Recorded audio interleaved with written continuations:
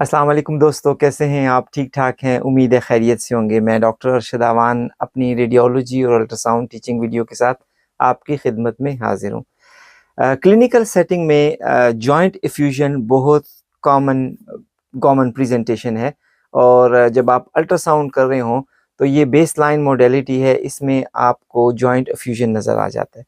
लेकिन आपने differential diagnosis को कैसे अवॉइड करना है और किस तरीके से आपने डिफरेंट डायग्नोसिस को जो है वो अपनी लिस्ट में शामिल करना है, इसके लिए ये वीडियो है।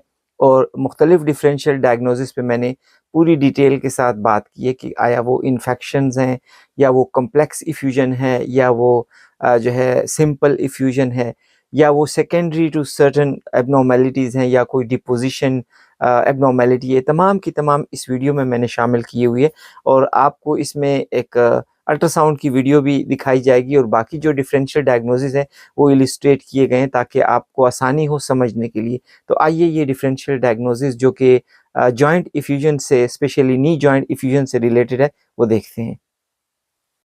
नी जॉइंट इफ्यूजन और साइनोवियल हाइपरट्रॉफी की जो डिफरेंशियल डायग्नोसिस है, अगर वहाँ पे कॉम्प्लेक्स कलेक्शन है तो सबसे टॉप डिफरेंशियल इन्फेक्शन होगा और इन्फेक्शन के लिए परक्यूटेनियस एस्पिरेशन करना ज़रूरी होता है ताकि आप साइटोलॉजी और कल्चर करके देख सकें कि ये कौन सा माइक्रो ऑर्गेनिज़म इन्वॉल्व है। सेकेंड डिफरेंशियल में आप गाउट को सामने रखिएगा। गाउट जो है ये एक faulty metabolism of uric acid होता है जिसमें यूरिक एसिड जो है वो यूरेट क्रिस्टल में जो है वो कन्वर्ट होकर नी जॉइंट्स में डिपॉजिट हो जाता है और इन्फ्लेमेशन काज करता है। तो ऐसी सूरत में आपको कंफर्मेशन के लिए सीरम यूरिक एसिड लेवल देखना होगा कि इसका सीरम यूरिक एसिड लेवल अगर इंक्रीज़ हो तो आप इसको जो है गाउटी इन्फ्लेमेशन या गाउटी कम्प्लेक्स कलेक्शन कह सकते हैं। थर्ड डिफरेंशियल जो है वो हेमरेज है। कम्प्लेक्स कलेक्शन जो है वो हेमरेज हो सकती है, उसमें ब्लड होगा। अगर ट्रॉमा है तो पेशेंट आपको हिस्ट्री दे देगा और अगर ये कोई ब्लीडिंग डिसऑर्डर्स हैं तो ऐसी सूरत में भी आपके पास पेशेंट की हिस्ट्री मौजूद होगी। तो सेकेंडरी टू ब्लीडिंग डायस्थेसिस या ब्लीडिंग डिसऑर्डर आपको हेमोरेजिक जॉइंट इफ्यूजन देखने में मिल सकता है। नेक्स्ट डिफरेंशियल जो है वो लाइपो हीमार्थ्रोसिस है। जिस तरह नाम से ज़ाहिर है, लाइपो उसमें आपको फैटी कंटेंट्स या फैटी लोब्यूल्स नज़र आएंगे, ब्लड भी आपको नज़र आएगा और ये जॉइंट्स इफ्यूजन इसमें होगी। तो ऐसी सूरत में जो है ये इंडिकेशन है कि ये इंट्रा आर्टिकुलर फ्रैक्चर है और इंट्रा आर्टिकुलर फ्रैक्चर के लिए आपने जो कार्टिलेज की साइट है वो देखनी है, यानी डोनर की साइट देखनी है और अगर उस पर कन्फर्म नहीं होता तो फिर फर्दर वर्कअप के लिए आपको MRI एडवाइस करना होगा। जॉइंट इफ्यूजन और साइनोवियल हाइपरट्रॉफी की डिफरेंशियल डायग्नोसिस में आपने इन्फ्लेमेटरी साइनोवियल हाइपरट्रॉफी को देखना है। आपने साइनोवियम पे फोकस करना है। अगर वहाँ पे जॉइंट इफ्यूजन है तो साइनोवियम को आप देखें। अगर साइनोवियम हाइपरट्रॉफी है तो आप उसमें फ़र्स्ट जो डिफरेंशियल है वो कंसिडर करेंगे क्रॉनिक इन्फेक्शन।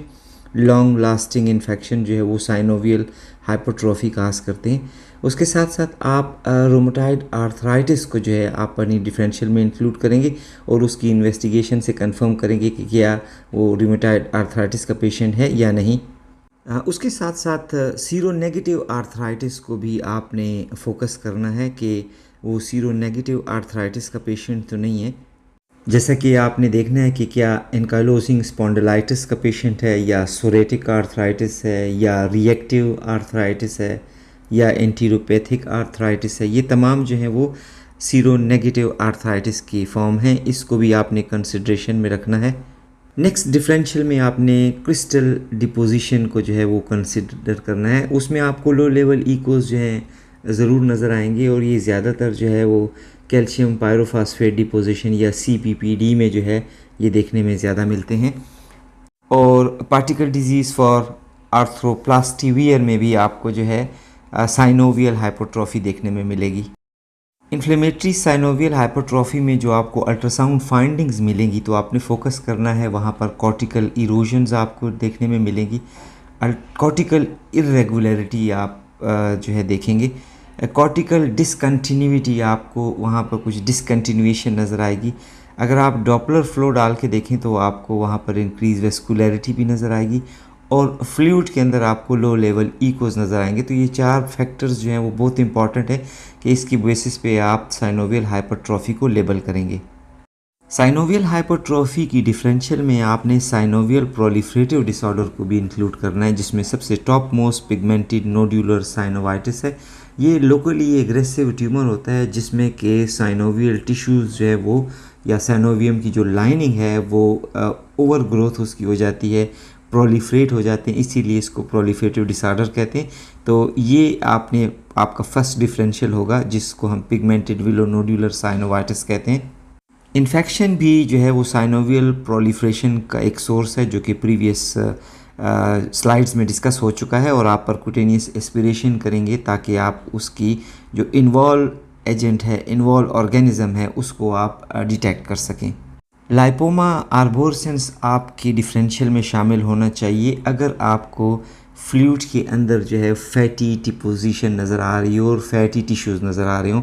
लाइपोमा आर्बोरेसेंस एक बिनाइन कंडीशन है जिसमें जॉइंट्स और बर्सा के अंदर जो है फैटी टिश्यूज़ की ग्रोथ हो जाती है, और आप जब अल्ट्रासाउंड पे देखते हैं तो आपको इकोजेनिक ब्राइट इकोजेनिक नोड्यूल जो हैं वो फ्लूइड के अंदर नज़र आएंगे, तो आप इसको लेबल कर सकते हैं लाइपोमा आर्बोरेसेंस।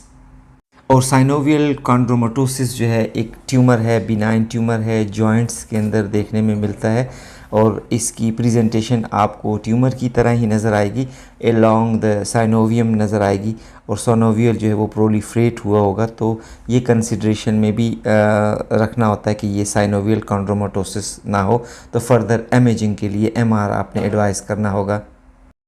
साइनोवियल हाइपरट्रोफी की डिफरेंशियल में अगर वहाँ पे आपको हाइपोइक्विक या हाइपरइक्विक टिश्यू नज़र आए सुप्रापेटिलर रिसेस में, जिसके साथ वेस्कुलर कंप्रोमाइज़ हो, और आप वेसल्स को देखें कि वो चैनल जो हैं वो कंप्रेस हुए हैं और कंप्रोमाइज़ हैं, तो ऐसी सूरत में आप साइनोवियल हेमेंजियोमा को भी जो है कंसिडर कर सकते हैं। फर्दर वर्कअप के लिए आपको MRI एडवाइस करना ज़रूरी होता है। डायनामिक इमेजिंग पे आप पेटिलर चंक सिंड्रोम जो है वो डायग्नोस कर सकते हैं।